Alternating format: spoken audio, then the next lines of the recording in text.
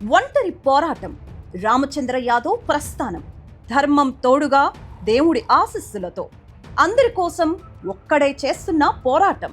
గెలవాలి నీలాంటి నాయకుడు అంటున్న జనం. రాజకీయం అంటేనే వారసత్వం, అంగబలం, అర్ధబలం అనుకునే రోజులివి. కానీ ఏ దండి వెన్నుదన్ను లేకున్నా కేవలం సామాన్యుడి కన్నీరు తుడవాలనే సంకల్పంతో ఒక మనిషి బయలుదేరాడు.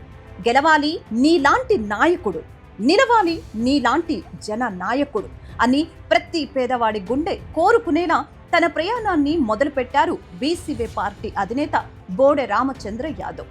రామచంద్ర యాదవ్ వెనక ఏ రాజకీయ పురవృద్ధులు లేరు, ఏ బడా కార్పొరేట్ శక్తులు లేరు. ఆయనకున్నది కేవలం అచంచలమైన ఆత్మవిశ్వాసం, పైనున్న భగవంతుడి ఆశీస్సులు. గెలిచేలా చేస్తాడు ఆ భగవంతుడు, నిలిచేలా చూస్తాడు పైనున్నవాడు అన్నట్లుగా ఎన్ని అడ్డంకులు ఎదురైనా, ఎన్ని కుట్రలు జరిగినా వెనకాడకుండా బోడె రామచంద్ర యాదవ్ ముందుకు సాగుతున్నారు. ఆయన నమ్ముకున్న సిద్ధాంతం సామాన్యుడికి ఉచిత విద్య, ఉచిత వైద్యం, యువతను పారిశ్రామికవేత్తలుగా మార్చడం, ఉద్యోగ ఉపాధి అవకాశాలు కల్పించడం, బీసీలకు రాజ్యాధికారం అప్పగించడం, కాపు, దళిత, గిరిజన సామాజిక వర్గాలకు సమన్యాయం చేయటం.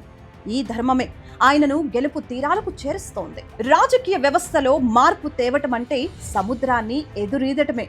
ఏ సాయం లేకున్నా నీతోడు, ఒంటరిగా అందరికీ పోరాడు అనే మాటకు నిలువెత్తు రూపం రామచంద్ర యాదవ్. చుట్టూ ఉన్న పార్టీలు పొత్తుల కోసం, పదవుల కోసం పాకులాడుతుంటే ఆయన మాత్రం ఒంటరిగా దృఢంగా నిలబడి బీసీ, ఎస్సీ, ఎస్టీ, మైనారిటీ, కాపు వర్గాల ఆత్మగౌరవం కోసం పోరాడుతున్నారు. ఆయన ఒంటరిగా అడుగులు వేయటం మొదలుపెట్టారు. కానీ ఈరోజు ఆ అడుగుల వెనుక లక్షలాది మంది ప్రజల నమ్మకం తోడైంది. అధికార గర్వంతో విర్రవీగే పక్షం ఒకవైపు, ప్రతిపక్ష హోదాలో విమర్శలు చేసే పక్షం మరోవైపు. కానీ సామాన్యుడికి కావాల్సింది భరోసా ఇచ్చే నాయకుడు. నేడు ఏపీ ప్రజలు బోడె రామచంద్ర యాదవ్లో ఒక గొప్ప జననాయకుడిని చూస్తున్నారు. దేవుడు గొప్ప లక్ష్యం కోసం ఒక వ్యక్తిని ఎంచుకుంటే ఆ వ్యక్తికి విజయమే చివరి మజిలీ అవుతుంది. రామచంద్ర యాదవ్ కేవలం ఓట్ల కోసం రాలేదు, ఒక తరం భవిష్యత్తును మార్చడానికి వచ్చారు. ఆయన గెలుపు ఒక వ్యక్తి గెలుపు కాదు, అది ప్రతి సామాన్యుడి గెలుపు.